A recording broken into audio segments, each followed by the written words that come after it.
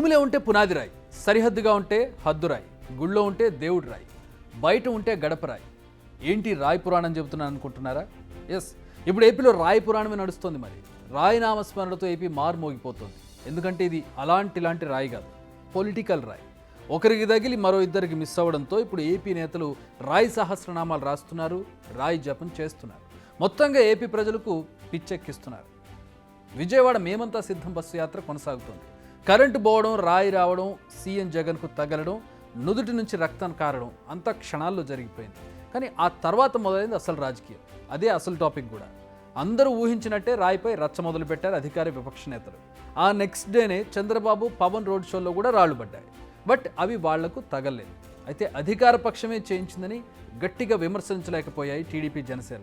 ఎందుకంటే అలా చేస్తే జగన్పై దాడి చేయించింది విపక్షాలు అనే అస్త్రాన్ని వైసీపీ నేతలకు ఇచ్చినట్టే. అందుకే ఆ జోలికి వెళ్ళలేదు. కానీ భద్రతా వైఫల్యమని, సిబిఐతో విచారణ జరిపించాలని ఇలాంటి డిమాండ్లను తెర మీదకు తీసుకొచ్చాయి. ప్రస్తుతం ఇది టీడీపీ పనిని దుష్టపన్నాగమని ప్రూవ్ చేసే పనిలో వైసీపీ నేతలు, లేదు ఇదంతా సింపతి కోసం వైసీపీ నేతలు ఆడుతున్న డ్రామా అని టీడీపీ నేతలు. ఇలా ఎవరి పనుల్లో వారు బిజీగా ఉన్నారు. కానీ ఇక్కడ కొన్ని ప్రశ్నలు ఉన్నాయి, వాటికి సమాధానాలు మాత్రం దొరకడం లేదు. సేమ్ 2019 ఎన్నికల ముందు జగన్పై కోడికత్తితో దాడి జరిగింది. దెబ్బ చిన్నదే కానీ అది చూపిన ఇంపాక్ట్ అంతా ఇంత కాదు. జగన్ గెలుపుకు ఒక కారణమైంది కూడా ఇది. సరిగ్గా 5 ఏళ్ల తర్వాత మళ్ళీ జగన్పై రాళ్ల దాడి జరిగింది. అసలే పొలిటికల్ సీజన్, సో దీన్ని కూడా అనుకూలంగా మలుచుకునే ప్రయత్నాలు జరుగుతున్నాయి. సానుభూతిని పెంచే ప్రయత్నం జరుగుతోంది. ఒకరోజు ప్రచారం ఆగిపోయింది. తలకు కట్టుతో జగన్ బయటకు వచ్చారు. ఈ దెబ్బలు తనను ఆపలేవంటూ మళ్ళీ ప్రచారం మొదలుపెట్టారు. మీకు సేవ చేయాలన్న నా సంకల్పం మరింత పెరుగుతుందే తప్ప ఏ కొంచెం కూడా వెనుకడుగు వేసే ప్రసక్తే లేదు. నా నుదుటి మీద వారు చేసిన గాయం దేవుడి దయతో అది ఇక్కడ తగల్లేదు. అంటే దాని అర్థం దేవుడు మీ బిడ్డ విషయంలో ఇంకా స్క్రిప్టే రాశాడు అని చెప్పి దాని అర్థం. సో కన్ఫర్మ్, జగన్ రాయి ఘటనను రాజకీయం చేస్తున్నారు. భద్రతా వైఫల్యమో, విపక్షాల కుట్రో, సానుభూతి సంపాదించడం కోసం, ఇలా రీజన్ ఏంటన్నది తెలియదు. కానీ విసిరిన రాళ్లను మెట్లుగా పేర్చుతూ మరోసారి అధికార కుర్చీని ఎక్కాలని డిసైడ్ అయ్యారు జగన్. బట్ విపక్షం కూడా ఈసారి ఫుల్ అలర్ట్గా ఉంది. జగన్కు ఏ కోశాన కూడా సానుభూతి పవనాలు వీచనివ్వొద్దని డిసైడ్ అయ్యాయి. అందుకే అటు పవన్, ఇటు చంద్రబాబు రాయి దాడి కోడి కత్తికి సీక్వెల్ అంటూ ప్రచారం మొదలుపెట్టారు.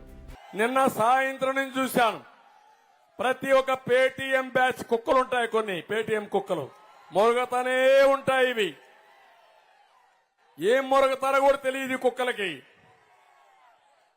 ఇష్టానుసారంగా నేనే కారణం అంటారు. నీ మీద రాళ్లు వేయించాల్సిన ఏది గులకల వేయించాలా నీ మీద? నేను నీ పోలీసులయ్యా, నీ కరెంటు డిపార్ట్మెంటు, నీకు సిగ్గు లేకపోతే నువ్వు ముఖ్యమంత్రిగా రాజీనామా చేయి. 1 గంటలో ఎట్లు ఇవ్వాలని అడ్మినిస్ట్రేషన్ ఇచ్చే సత్తా నాకుంది. ఆ గులకరాయి వేశాను కాబట్టి నా మీద రాళ్లు వేస్తావా నువ్వు? బాంబులేస్తేనే భయపడలా నేను. సార్, జగన్ గారికి ఇలా దెబ్బ తగిలింది అంటే నన్ను ఏం చేయమంటారన్న? ఆయనకి కొంచెం మీరు త్వరగా కోలుకోవాలని ఇవ్వంటే ఏమో అది నిజమో అబద్ధమో నాకేం తెలుసు.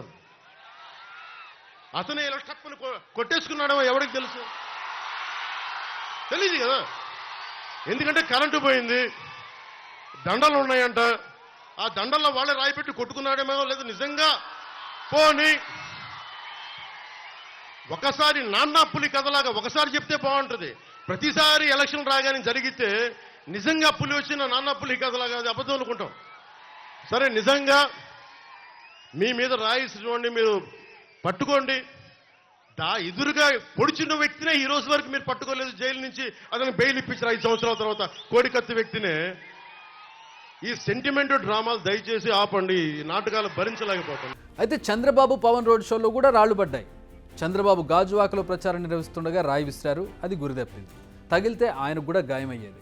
తెనాలిలో జనసేన నేత పవన్ కళ్యాణ్పై కూడా రాయి విసిరారు. అది కూడా తగలేదు. రాయి విసిరిన వాడిని పట్టుకున్నారు, చితకబాదారు, పోలీసులకు అప్పగించారు. రాళ్లే కాదు, చంద్రబాబుపై, జగన్పై చెప్పులు కూడా ఇప్పటికే విసిరారు. జనం మధ్యలో నుంచి పైకి లేచిన చెప్పును గుర్తించగలిగారు. కానీ ఎవరి చేతిలో నుంచి వచ్చిందో గుర్తించలేకపోయారు. ఓవరాల్గా చూస్తే ఇలాంటి దాడులతో అలజడులు సృష్టించడం కోసమే అని క్లియర్ కట్గా అర్థమవుతుంది.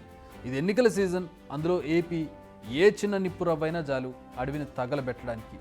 సేమ్ అదే స్టైల్లో ఏ చిన్న ఇష్యూ అయినా చాలు రాష్ట్రం రావణ కాష్టంలా మారడానికి.